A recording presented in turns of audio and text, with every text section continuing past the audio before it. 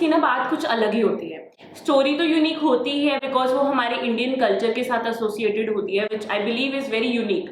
ठीक है, रिलेटेबल भी होती है, एक इंडियन टच भी बहुत मजेदार होता है, और अगर बुक अच्छी हो ना तो इंडियन बुक्स के आगे कोई बुक खड़ी नहीं हो सकती। ठीक है, तो मैंने इस साल करीब 6 बुक्स पढ़ी हैं विच आर इंडियन। इस साल मैंने बहुत ज़्यादा बुक्स पढ़ी नहीं है, बट ये एंड ऑफ द ईयर मतलब मैंने 2 दिन में 3 बुक्स खत्म करी हैं, कल और परसों में। सो आई एम वेरी होपफुल कि और पढ़ लूंगी। बट आज मैं आपको उन 6 किताबों के बारे में बताऊंगी, मुझे अच्छी भी लगी या नहीं, कैसी हैं, किस बारे में है।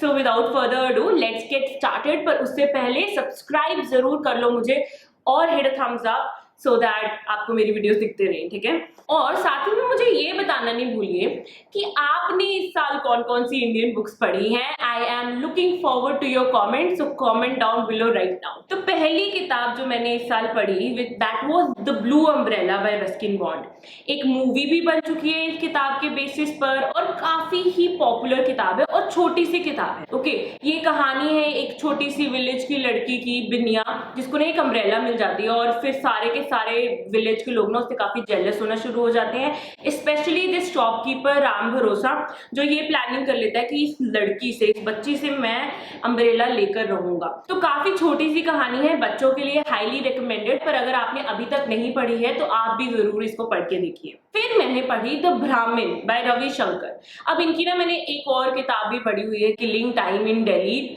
मुझे बिल्कुल भी अच्छी नहीं लगी थी, वो थ्रिलर थी। ये जो है ये हिस्टोरिकल थ्रिलर है और किंग अशोका के टाइम पे बेस्ड है, और होने क्या वाला है, जल्दी वॉर होगी कलिंगा के साथ। और इस टाइम पर ना बहुत ही डेंजरस समय है, अनसर्टेनिटी है, और किंग को भी बहुत ज्यादा खतरा है, और उनके एक स्पाई मास्टर हैं जिसको बोलते हैं ब्राह्मण। ठीक है, तो ये जो ब्राह्मण है काफी मिस्टीरियस पर्सनालिटी है, और ये एक इस बेसिस के अराउंड एक प्लॉट है इस किताब का जो कि काफी इंटरेस्टिंग है, काफी इंट्रीगिंग भी है। मुझे बस इस किताब में जो बात अच्छी नहीं लगी वो थी राइटिंग। मुझे लगा कि राइटिंग ना फ्लो नहीं हो रही है, तो बिल्कुल टाइट सी कहानी है, उसके अंदर एक फ्लो नहीं आया जो मुझे बहुत पसंद है। मुझे लगता है कि हर बुक में वो राइटिंग का फ्लो आना चाहिए, और अगर एक ऐसा ऑथर है जिसने बहुत ज्यादा किताबें पढ़ रखी हैं, जिसकी राइटिंग में वो फ्लेयर है, तो वो आ जाता है। इस किताब में वो नहीं था, जिसकी वजह से जो इसका एक्सपीरियंस था ना वो यहाँ होता, पर बिकॉज ऑफ दैट प्रॉब्लम वो यहाँ पे था।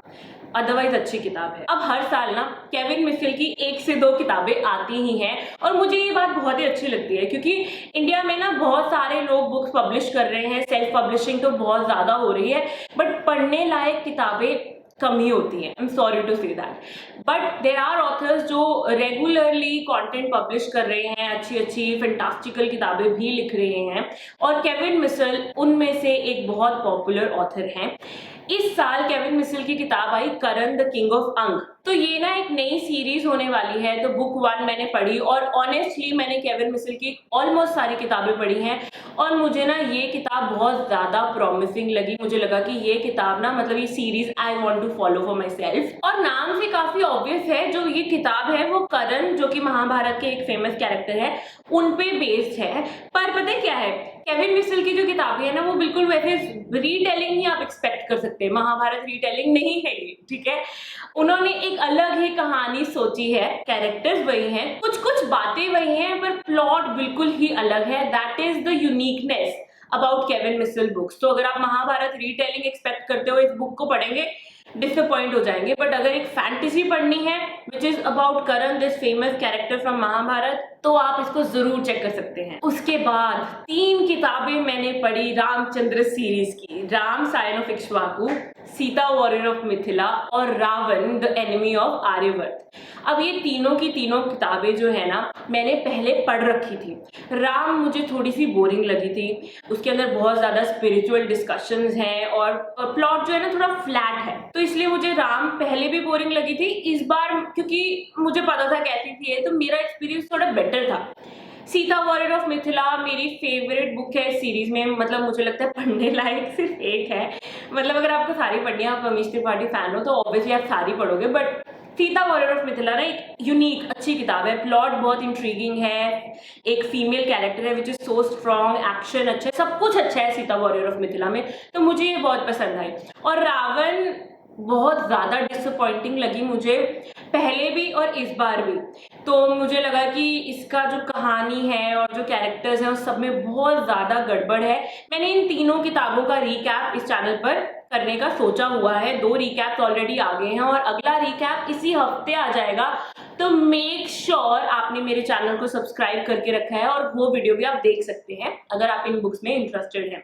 तो मैं काफी एक्साइटेड हूँ। नेक्स्ट बुक अगले महीने अक्टूबर 2022 में आ रही है, तो let's see how it goes. But definitely अगर आप कंपेयर करेंगे ना, अमीश त्रिपाठी का बेस्ट वर्क है शिवा ट्रिलॉजी। तो Ramachandra series, even though characters and everything that we want to read is there, पर उसके अंदर ना वो बात नहीं आ पाई है। बट अगेन अगर आपको इंडियन मैथोलॉजिकल फिक्शन पढ़ना है तो this is definitely one of the best works, you know. मतलब इतनी अच्छी नहीं है but still I would put them at the top, ठीक है। तो ऐसा ही है अमीश त्रिपाठी की writing and his style. So there is that. And इसी के साथ ये 6 किताबें हैं जो इंडियन बुक्स हैं जो मैंने पढ़ी हैं। अगर आपने इनमें से कोई पढ़ी है तो मुझे जरूर बताइए, बट अदरवाइज आपने इस साल कौन सी इंडियन बुक्स पढ़ी हैं मुझे जरूर कमेंट करके बताइए। मैंने बहुत ज्यादा किताबें ही नहीं पढ़ी तो इसलिए मुझे लग रहा है मेरी लिस्ट बहुत छोटी है। क्या आप सुन के ऐसे सोच रहे हैं कि मनप्रीत तुम तो बुक्स भी नहीं पढ़ती हो, वीडियो क्यों बना रही हो? क्या आप ऐसे सोच रहे हो तो कमेंट करके बता देना, फिर मैं थोड़ा अपने आप को शायद उससे इंस्पायर कर पाऊँ कि Manpreet you have to read more if you want to keep making videos about books. But yes, comment down below, मुझसे बात कीजिए। मैं हर कमेंट को खुद पढ़कर उसको रिप्लाई करती हूँ। So make sure you comment and talk to me. And yes, that is it for this video. This is Manpreet signing off. I will be back with another video very soon.